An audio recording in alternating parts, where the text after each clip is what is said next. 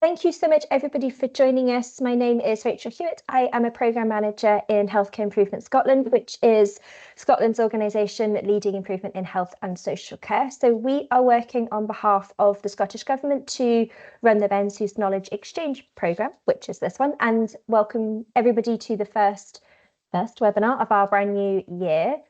Today, we're going to be talking about Bairns Hoose and the Scottish justice system, and we've got three absolutely brilliant speakers lined up for you today. They're going to take some questions at the end as well. So at the top, if you can see, just next to your people and next to your raised hand, there's a little Q&A box. So we'll be using that for the discussion today. So feel free to pop in posts and questions for our speakers as you go. As I said, the webinar will be recorded, so you're able to watch this back, and we'll try and share the slides, if the presenters are happy with that, to everyone on the call as well. So I am thrilled to introduce our first speaker, who's going to be kicking us off today. So Anna Johnston from Police Scotland is one of our professional advisors working with the Bairns Hoose unit, who is going to talk us a little bit through Police Scotland and the role in child protection. So over to you, Anna. Thank you, Rachel. Hi, good morning, everybody. Anna Johnston. I'm a Detective Inspector with Police Scotland, but currently the Professional Policing Advisor within Scottish Government. So this morning, I've been asked to provide a brief overview of Police Scotland's critical role in the investigation of child protection inquiries. Apologies first off to all the police officers who are in attendance. You'll all know this inside out, and I'm sure this is probably the part that all of you are most familiar with. As we know, the safeguarding of children is one of the most important duties, and Police Scotland takes this responsibility very seriously. I will outline the key aspects of the investigation process, the challenges faced, and the impact this work has in protecting vulnerable children. So, the role of Police Scotland in child protection. Police Scotland is tasked with ensuring the safety and welfare of children, particularly when there are concerns about abuse or neglect. These concerns could be in relation to physical, sexual, or emotional abuse, as well as neglect, exploitation, or trafficking. Police work within a robust child protection framework, the cornerstone of which is the National Guidance for Child Protection in Scotland 2001, and this was updated in 2023. This guidance isn't statutory, however, I think you would agree that in every area in Scotland have entered into the spirit of this guidance and see it as a mainstay for how we protect children in Scotland.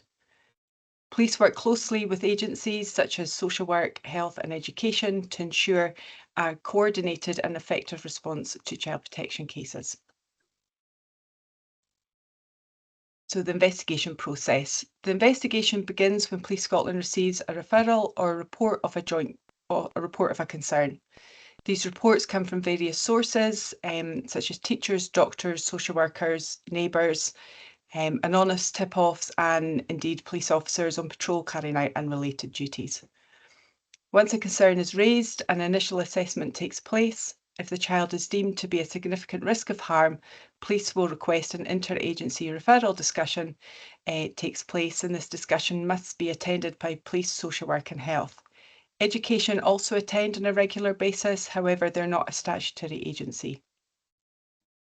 An interagency referral discussion, IRD, as it's known, is described within the guidance as the start of the formal process of information sharing, assessment, analysis and decision making following a reported concern about abuse or neglect of a child or young person up to the age of 18 years in relation to familial or non-familial concerns and of siblings or other children within the same context. This includes an unborn baby that may be exposed to current or future risk. The purpose of the IRD is to ensure a coordinated interagency child protection process up until the point a child protection planning meeting, generally known as a CPPM, is held, or until a decision is made that CPPM is not required or that alternative action is required. The IRD process has been identified as the gateway to a Bairns Hoose for a child deemed to be at significant risk of harm and for children in conflict with the law up to the age of 12 years. For police, the next stage is evidence gathering. This is a delicate and often complex process. Officers trained to carry out joint investigative interviews of children will conduct an interview with a child along with a suitably trained social worker. We currently have officers trained in the Scottish Child Interview Model and the 5-day model, and we're in the process of moving towards all interviews being carried out within the Scottish Child Interview Model. The interviews should be conducted in a safe and supportive environment, and access to the Bairns Hoose will play an important role in providing the security. Trauma-informed techniques are used to ensure the child feels comfortable and is able to share their experiences without being pressured. Physical evidence may also be collected, as well as digital evidence, especially in cases involving online exploitation or abuse. We are seeing now that children's lives can no longer be separated into online and offline. They are both very much connected, and children see them very much as being one. Police Scotland will engage with social work, health and education to piece together a full understanding of the child's situation. One of the defining features of child protection inquiries in Scotland is a multi-agency approach that we take. Police Scotland doesn't operate in isolation, but instead works closely with other organisations to ensure a comprehensive response. For example, IRDs and CPPMs are held to share information, agree actions, and develop a clear plan for the child's safety and welfare. This collaboration ensures that all parties are aligned and that decisions are made in the best interest of the child. Bairns Hoose will play an important role in this. So challenges in investigation. Child protection investigations, as we all know, come with significant challenges. Firstly, gathering evidence from young children can be particularly difficult. Children may struggle to articulate what has happened to them due to fear, confusion or trauma, or indeed they just don't have the words how to describe what's happened. This requires officers to show patience and empathy along with their child protection training. Secondly, investigations often require to balance competing rights. So the need to protect the child while also affording the legal rights to the perpetrator. Police Scotland must ensure a fair and impartial investigation, even in some of the most emotionally charged cases. Another challenge is the increasing role of technology in abuse cases. Online exploitation and grooming require police to have advanced tools and expertise to trace perpetrators and gather digital evidence. Finally, ensuring seamless communication and coordination between multi-agencies can be complex, particularly when cases involve multiple jurisdictions or authorities, as we see in some online cases. So the outcomes of child protection investigations can vary depending on the circumstances. In some cases, the evidence gathered may lead to the prosecution of perpetrators, ensuring they are held accountable for their actions. In other cases, protective measures may be put in place for the child, such as supervision orders or placements with family members, foster carers. Beyond the immediate investigation, Police Scotland and partner agencies provide ongoing support to the child and their family. Partner agencies may provide counselling, rehabilitation programmes or assistance with reintegration into a safe and supportive environment. Once the investigation is reported to Crown Office and or SCRA, police investigations do not end. Crown Office will instruct further inquiries, and this continues right up until any trial date and indeed beyond. The work of Police Scotland and Child Protection goes beyond individual cases.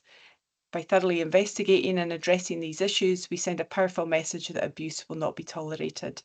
We also contribute to raising awareness in communities, encouraging people to report concerns and helping to prevent abuse before it happens. So in conclusion, Police Scotland's role in child protection inquiries is vital in safeguarding the most vulnerable members of our society. Our work is not only about investigating and prosecuting perpetrators, but also about ensuring that children are protected, supported and given the opportunity to move forward. I think it's important to reflect that protecting children is a shared responsibility, and Police Scotland can't do this alone. So that is it from me this morning. I'm now going to hand you over to Jennifer Nesbitt Thomson from the Crown Office and Procurator Fiscal Service. Thanks, Anna. So I'm just going to take you through a little bit about Crown Office and how it is involved in the process of maybe perhaps children having to travel through the criminal justice system, and maybe a little bit about what kind of feedback we've received is that nobody really knows what happens once a case is reported to us. So maybe just a little bit of insight as to the kind of considerations that prosecutors across Scotland might have to consider.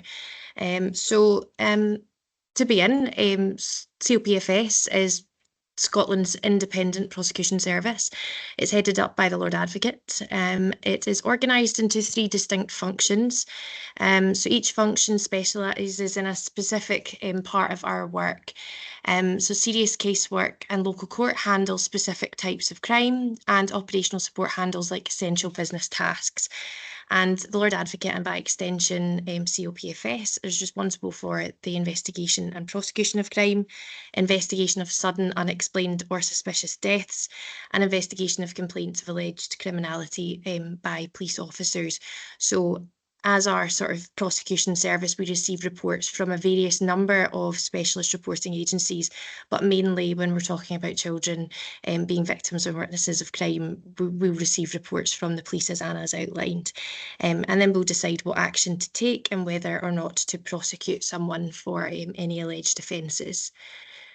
So we take our decisions independently and in the public interest and in accordance with our prosecution code. And I've added a link there to the prosecution code, which is available externally for anyone to be able to have a look at. So as I was saying, there's been quite a lot of feedback that there's a lack of knowledge about what actually happens within a case when it's reported to COPFS. And partially, I think that's because there's quite many different paths that a case might follow, with depending on the various circumstances of each case. And it can be difficult to map out all of those unknowns. And I think that might have been realised by some of the partnerships already who have attempted to map out this journey. So I'm going to try and bottom out some of the basics for criminal cases and outline some of the considerations we need to take into account. So when COPFS receives a report about a crime from the police or other reporting agency, before deciding what action to take, if any, in the public interest, the prosecutor needs to consider if there's a sufficiency of evidence. And in addition to the above evidential considerations of sufficiency, a prosecutor must consider whether the admissibility of any evidence, for example, any evidence which might have been obtained improperly, irregularly, or unlawfully, and might be inadmissible in a criminal trial due to unfairness to the accused. And although a prosecutor might be satisfied as to sufficiency and admissibility of evidence to justify criminal proceedings, consideration must also be given by a prosecutor to the reliability of evidence. So that involves an assessment of the quality of the evidence. For example, there might be existing contradictory evidence or evidence which suggests that a witness is unable to provide an accurate version of account of their events. So where there are any substantial concerns as to the reliability of essential evidence, criminal proceedings might not be appropriate. And credibility is slightly different. So any doubt over the credibility or truthfulness of a witness's evidence can be taken into account by a prosecutor. However, it's ultimately a matter for the court to determine, or the fact finder, like the jury, for example. So, assuming that the report from the police discloses sufficient, admissible, reliable and credible evidence of a crime committed by the accused, the prosecutor must then still consider what's the best action in the public interest. And the public interest is always one of those terms that's always used, and what does it really mean? So you might want to consider interests of the victim, interests of the accused, interests of the wider community. And again, the different factors that you might take into account in assessing the public interest do change according to the case.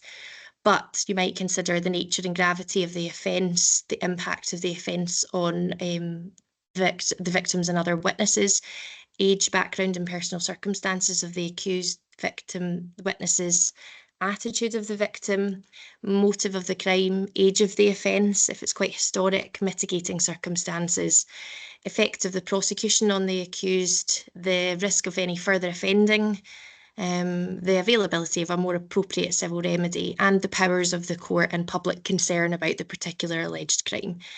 And of course, where the accused and or the victim is a child, the best interests of that child are required to be treated as a primary consideration and to be given appropriate weight along with other relevant considerations when you're assessing the public interest. As Anna outlined, in some cases, the prosecutor will instruct the police to carry out further investigations before or indeed after making a prosecutorial decision.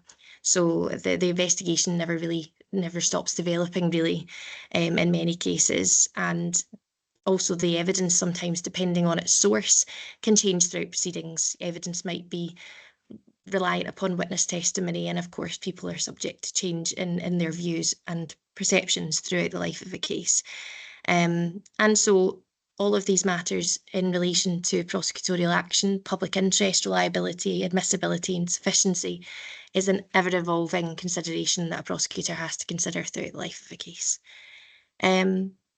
So as you'll know, Article 1 of the NCRC defines a child as being every human below age of 18, and the 1995 Act also reflects this definition, which means that any person under the age of 18 on the date of commencement of proceedings is considered to be a child witness and therefore deemed vulnerable in proceedings. And as a result, we need to consider our obligations under UNCRC when we consider prosecution where a child is involved, either as a child who is in conflict with the law or also as a victim or witness. But for today's purposes, I'm just going to focus more on the kind of victims and witnesses side of things. So COPFS and Police Scotland are working closely to improve the way in which all cases involving children are reported to COPFS to ensure that when an accused person of any age is reported in custody or by other means, the police provide information where it's known on whether the accused has any children, their ages and known vulnerabilities, whether the accused is the sole or main carer, and what practical impact any potential remand of the accused would have on the child. And this basically just kind of allows us to have a little bit more information at the reporting stage very early on to allow us to make decisions which encompass the consideration of any child who's directly or indirectly affected by the alleged offending. So I'll just move the slide on.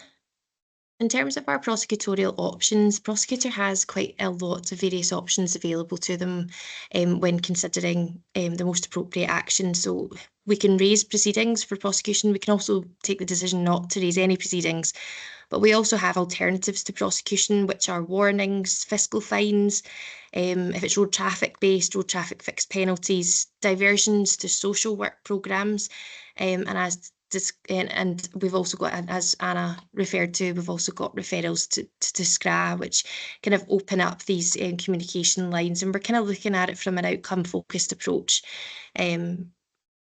as to what would be the kind of best decision to make. Now, if we do raise proceedings, it is a matter for the prosecutor to select the most appropriate court in which a case is to be heard in.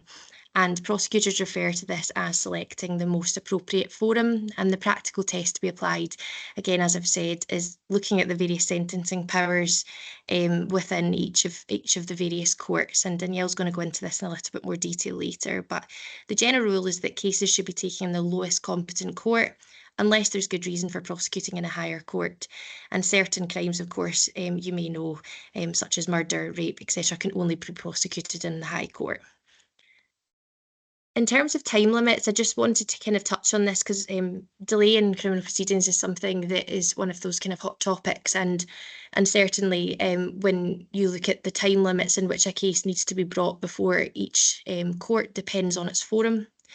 And the time limits that prosecutors must adhere to are all statutory time limits, and they are governed by the Criminal Procedure Scotland Act 1995. It depends also not only on forum, but on whether or not the accused is on bail or it remains in custody pending trial. So for example, I just wanted to kind of touch on some of them. So if a case is a case in the High Court, for example, an indictment needs to be served no later than 10 months after the date of the accused's first appearance, and also required to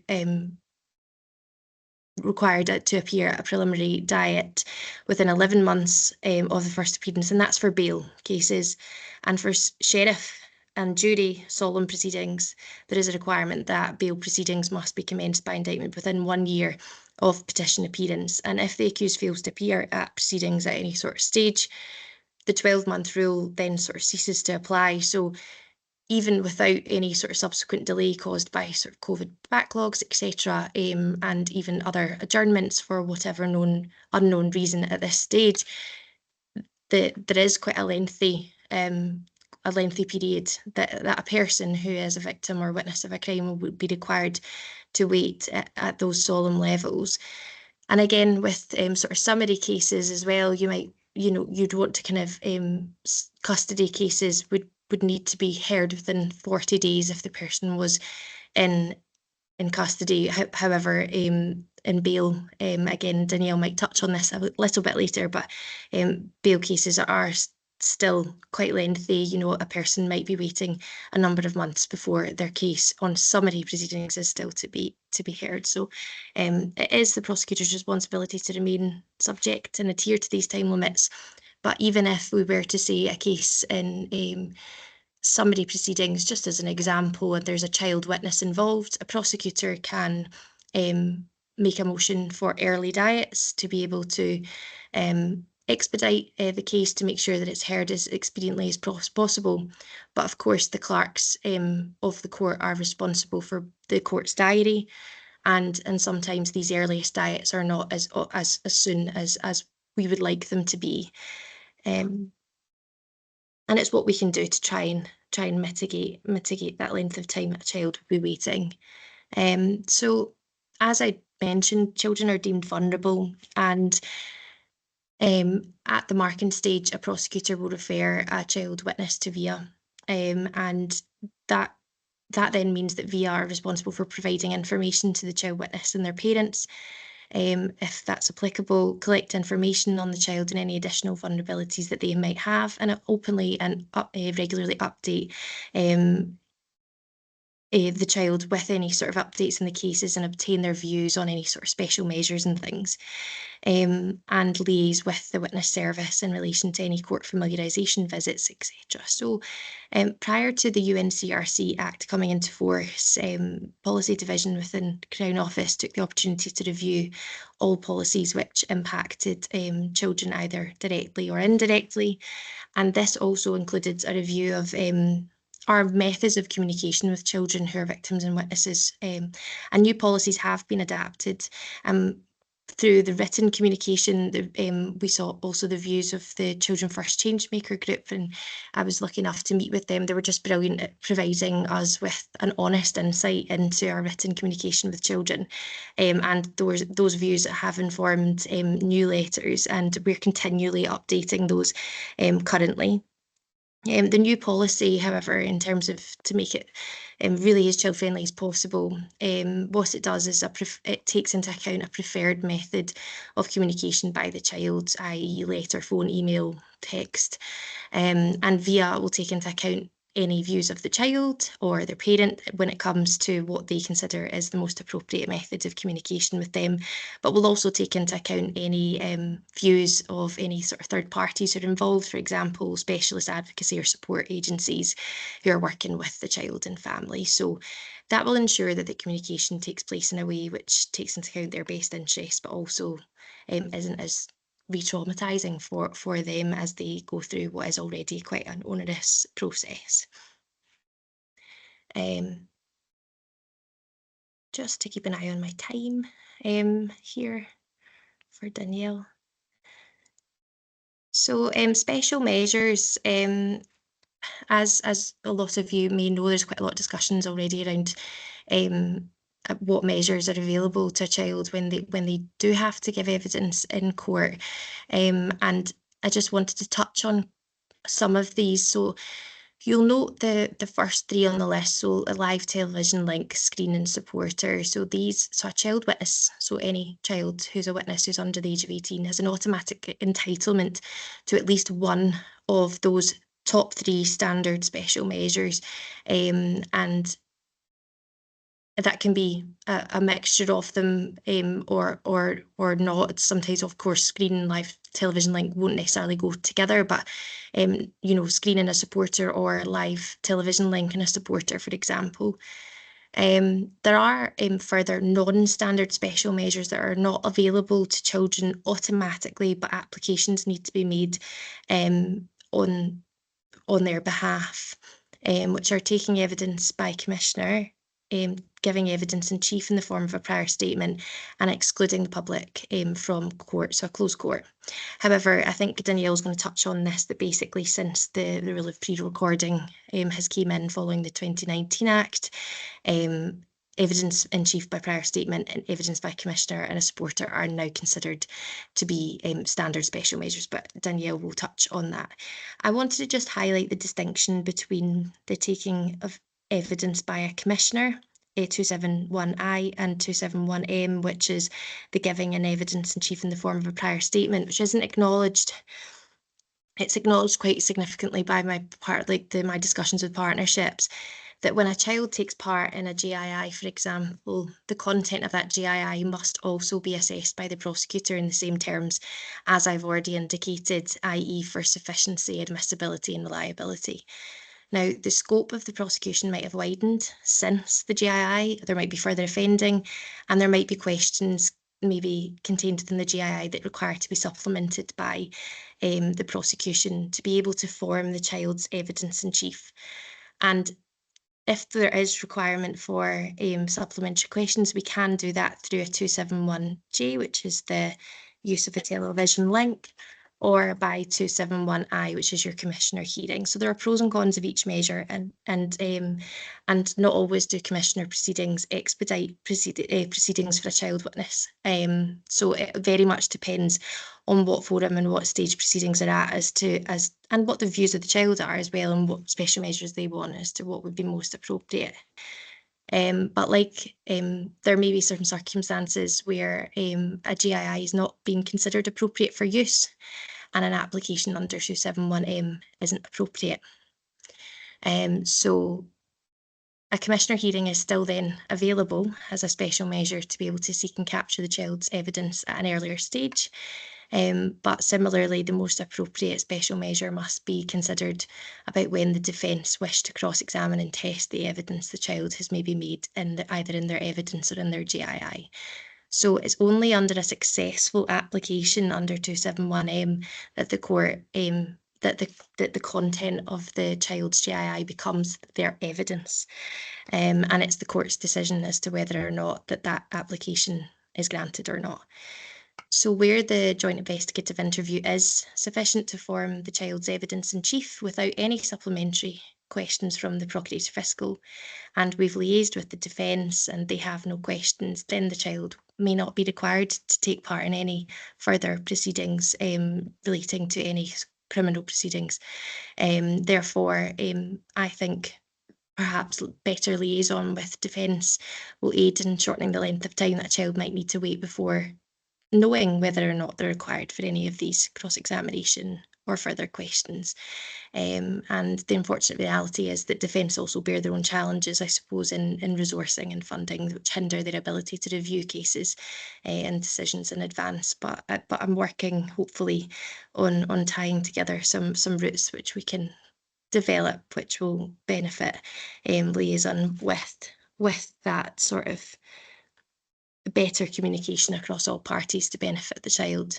So I just wanted to raise these points again, just to highlight how the special measures are distinct in and of themselves, but sometimes can be clumped together, and that in terms of discussion, sometimes things are conflated between 271M and 271I. But again, I just hope that maybe my sort of short presentation has maybe highlighted the number of factors and agencies which impact a child's delay through the criminal justice system. And it's a really huge spider web. And I think further joined up working through our local and national partnerships through Bairns Hoose will only aid in the understanding of everybody's roles and its impact on children and how we can make it better. So if I could just pass on to Danielle, she's going to talk you through a little bit more about what happens at the judiciary court side of things.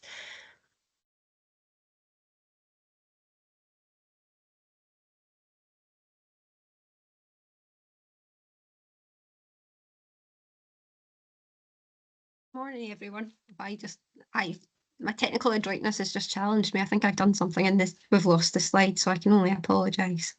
We can see them, don't worry. Can you see them? Sorry, apologies. There's something wrong with my view that I can't actually see them. Now they've disappeared from.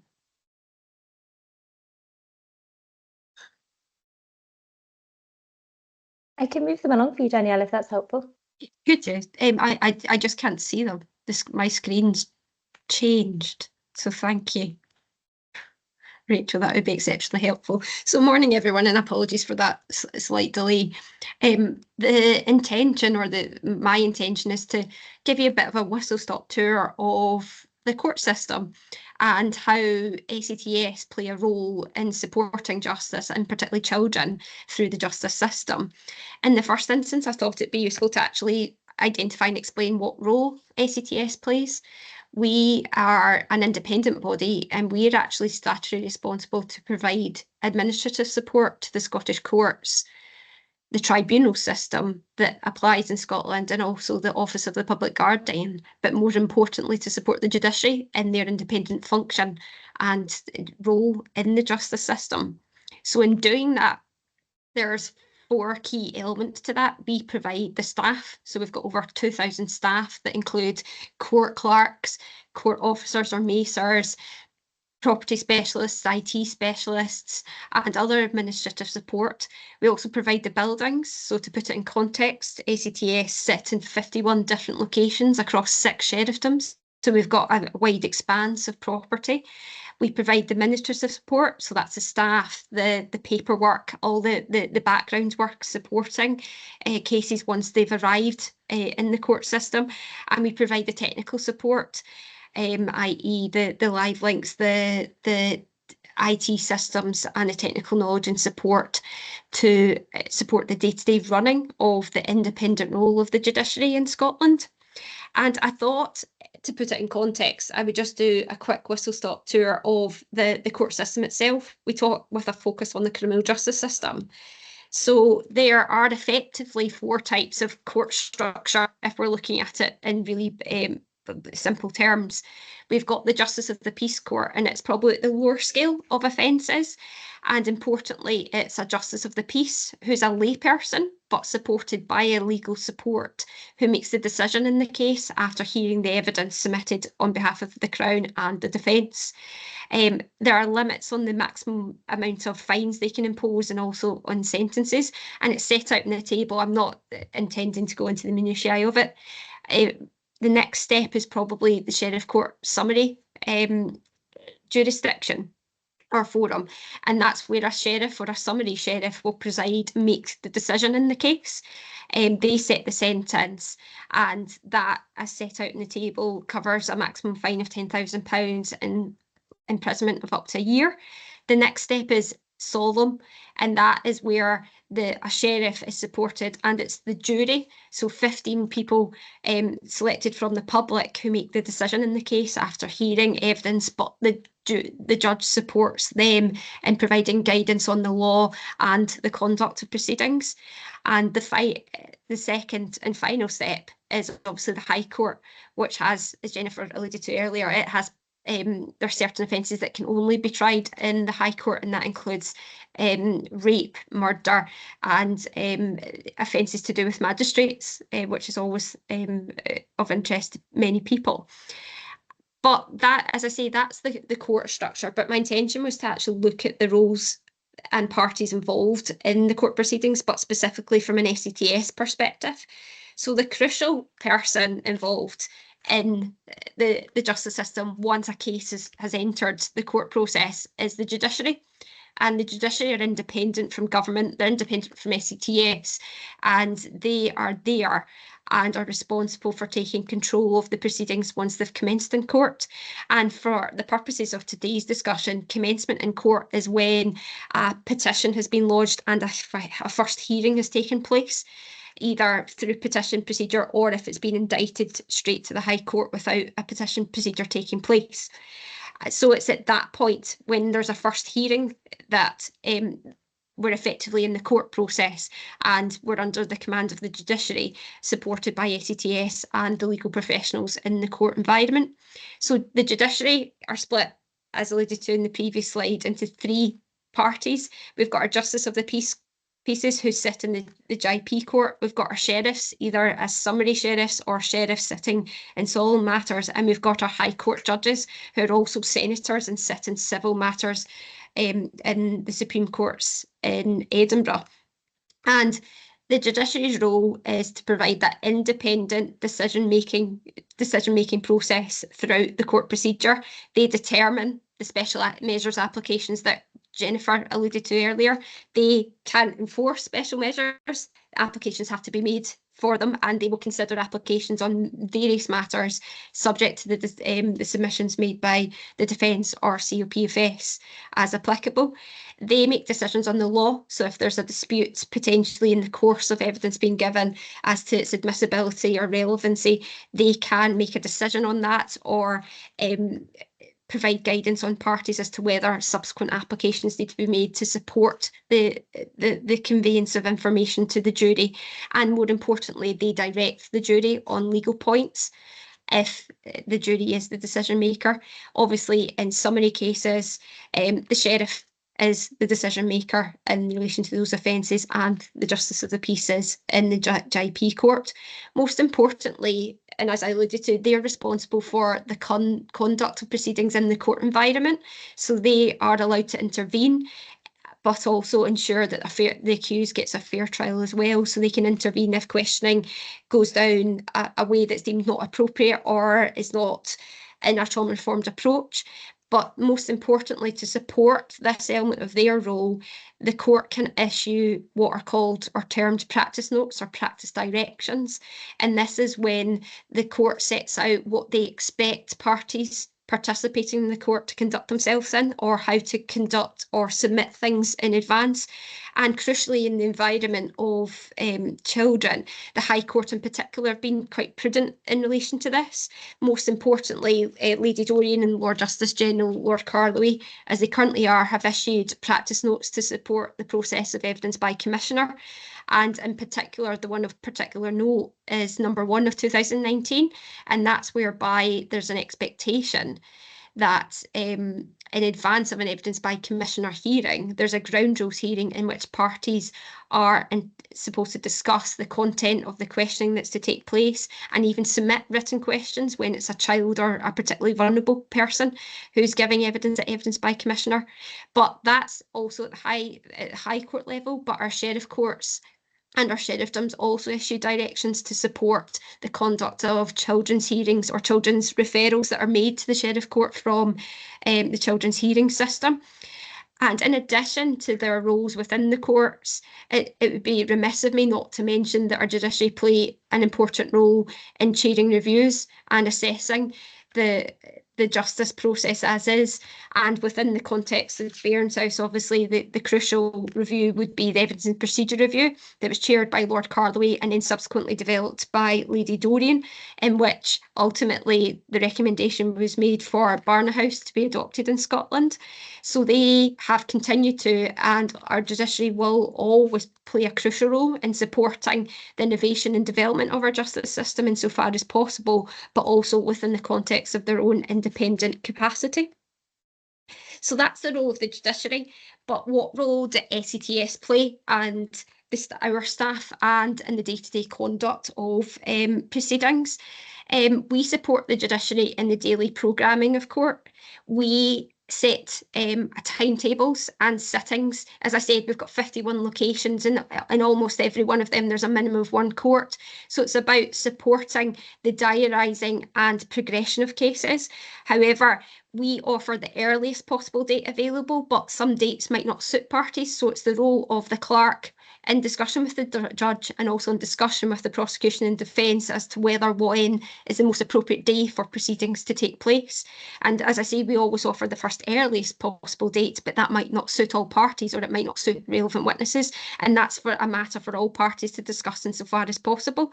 We are crucially acutely aware of the importance of information and parties being having access to information about court proceedings insofar as possible, and also progression, because we're all acutely aware that, in particular as a consequence of the pandemic, notwithstanding the substantive steps and cross collaboration with justice partners, that there have been delays in the progression of cases from the moment they enter court. So we publish our daily rolls, whereby you can identify what cases are calling in what courts. And importantly, we publish national statistics. And we do this since the onset of COVID. We publish data on a monthly basis so that you can identify what the average journey time is within each of the court forums on a monthly basis. So for example, in the High Court, the journey time is currently on average from the first hearing, from when it enters our court, or our part of the justice system, to conclusion of a trial, is on average 42 weeks.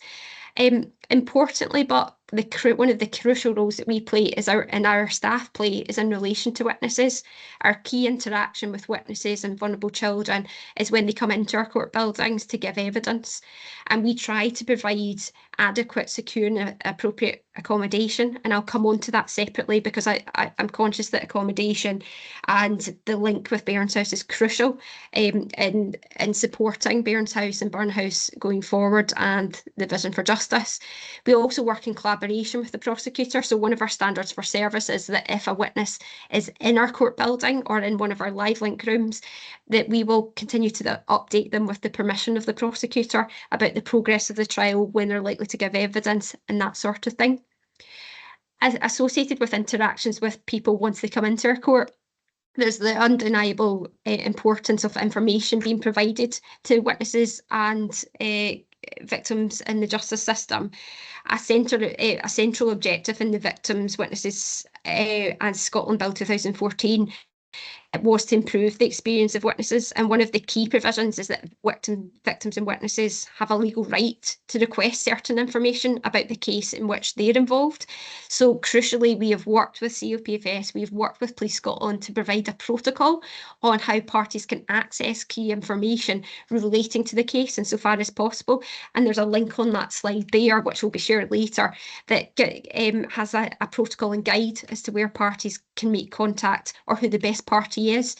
Separately, obviously, is that one of our statutory duties is to work with others to support the administration of justice and the rights of victims and witnesses as they progress through the justice system. And crucial to that has been working with COPFS and Police Scotland and Victim Support Scotland to create a protocol in which we've agreed to identify best practice and obtain consistency of approach insofar as possible. And that's accumulated in a protocol entitled Working Together for Victims and Witnesses, and that was revised in 2021, but we're now in the process of looking to revise that again to adapt and innovate, following on from changes that have been brought through the justice process in the last few years. And one kind of, this is more of a kind of fact finding or correcting perhaps misconceptions. One of the crucial roles that SCTS play relates to actual jurors, and it's actually, as a juror, it's the greatest opportunity, or the only opportunity, that you're likely to hear from SCTS as a member of the public. SCTS issue citations to jurors. We're responsible for managing jurors.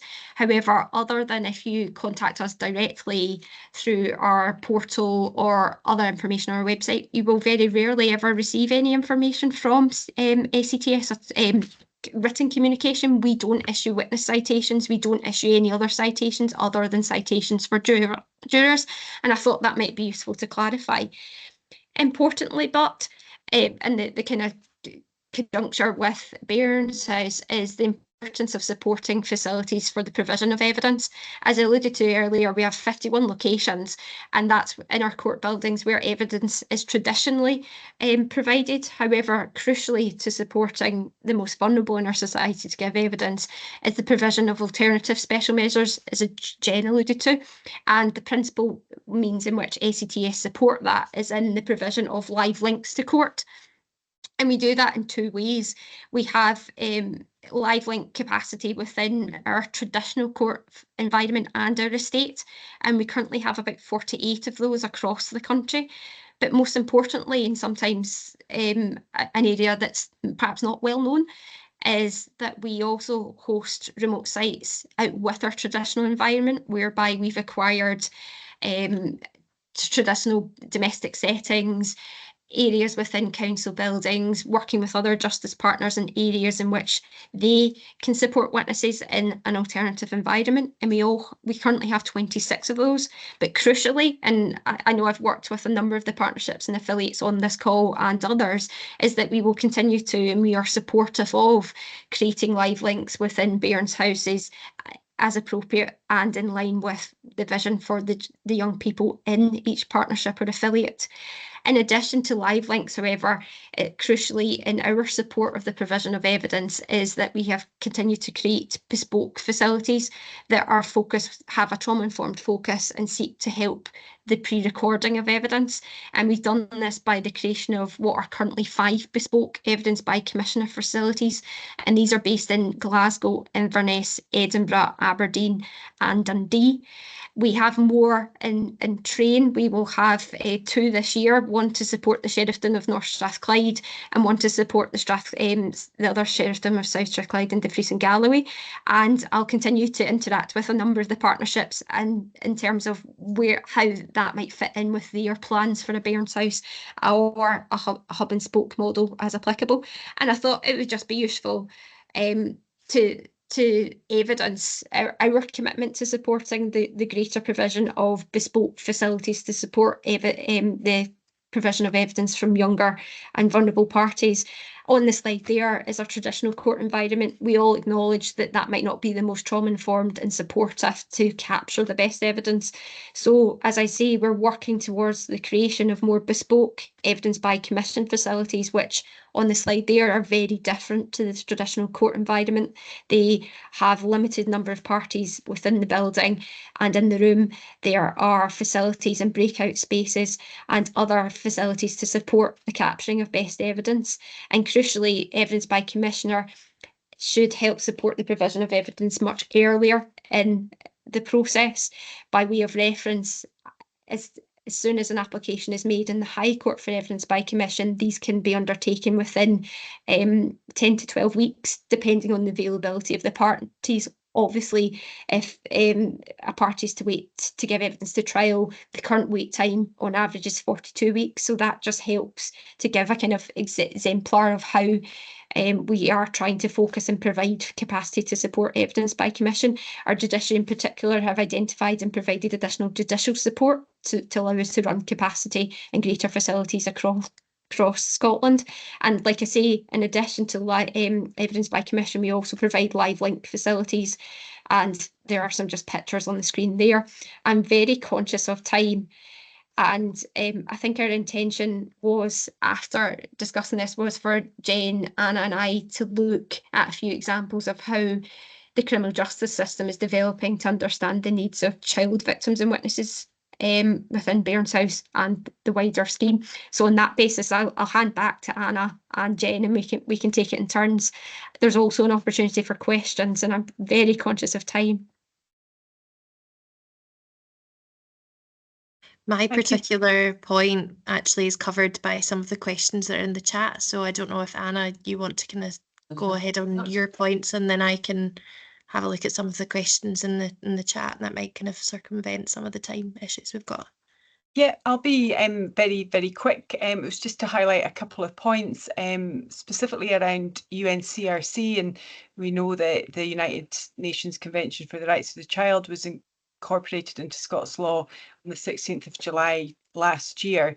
And there's a total of, I think, 54 articles, but one that's really kind of stood out to myself, you know, from a child protection point of view, is Article 3. And in short, that means that children up to the age of 19 can take an action against a public authority if they feel that any decisions made during their childhood has had an adverse effect or detrimental effect on their life. So I think it's really just to highlight the importance, and I know we all do it, but around that record of rationale and decision making around decisions that we're making of a child.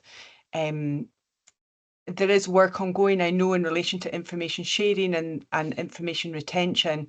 Police Scotland have good standard operating procedures in respect of record retention.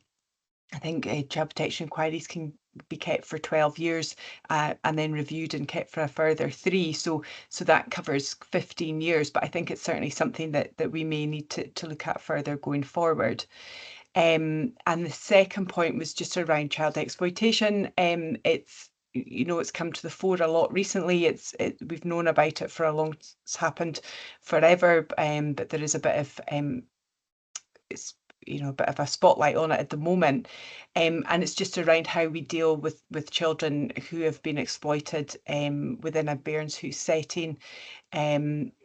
Often children who are exploited are also committing criminality, especially when we talk about criminal exploitation, and they have to be dealt with within the current you know, custody suite settings within police stations that we all agree are not really fit for purpose when dealing with children in conflict with the law, but that's what we've got at the moment, and we don't have kind of any other suitable location when we take in legislative requirements and care and welfare requirements. So it's just really around it, you know, if a child is being criminally exploited, then we have to deal with them a certain way when they're in conflict with the law, but there isn't a reason, I suppose, to not provide them access to a Bairns Hoose once we've dealt with the criminal, their offending, and we can deal with them being offended against within the Bairns Hoose, and they should really have the access, like any victim, to Bairns Hoose. And I think it's recognising that children who are criminally exploited quite often are also sexually exploited, and we know that male children don't disclose that as much as female children. So that was all my points. So Jennifer, I don't know if you want to take over.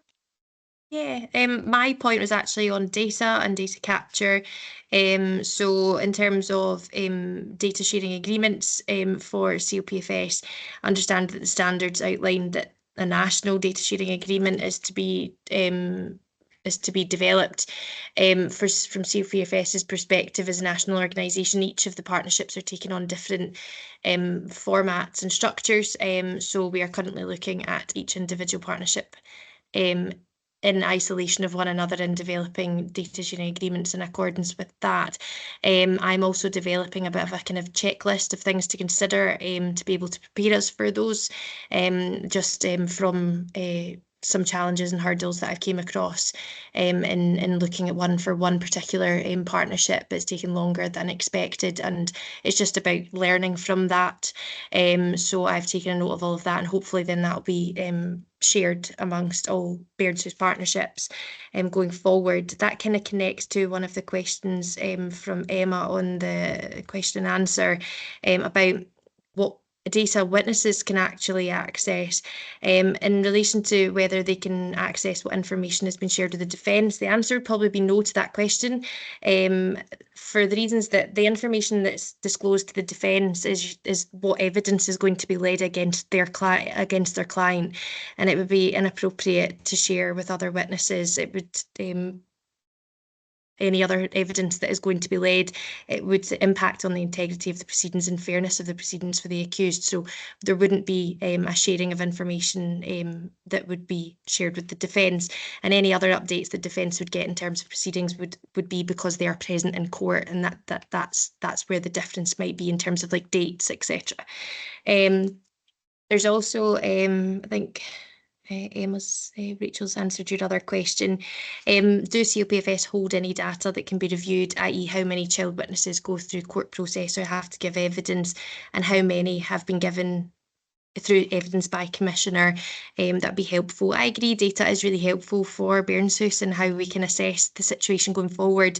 Our operational structures, as they are currently present, don't allow for us to collate data the way that we want to, basically, is the short answer.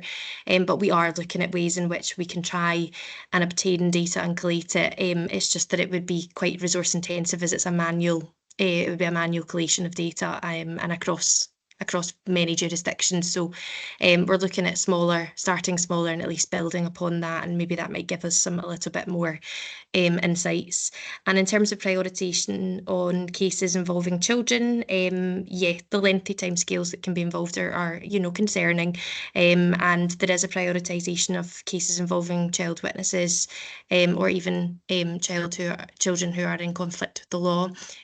Prosecutors at each stage seek early dates, and again, as Danielle said, it's sometimes it's even if early dates are sought, sometimes that those dates aren't necessarily that much shorter than maybe we would have liked them to be, or even there's different factors to take into account. For example, evidence by Commissioner hearings, that's the commencement of that trial, essentially. So you might want to consider the fact that the same defence agent has to be present.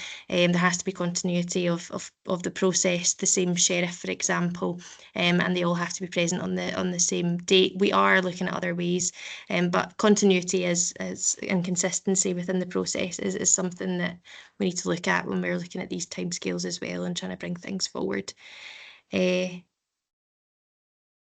I think there's a few other questions. I think they're specifically for me though, Danielle, so I don't know if I want to just leave the end up to you and I can have a look at the rest of these particular questions that are in the chat. Sure, happy to do that. And the one thing I wanted to flag was in relation to the expansion of pre-recorded evidence in Scotland.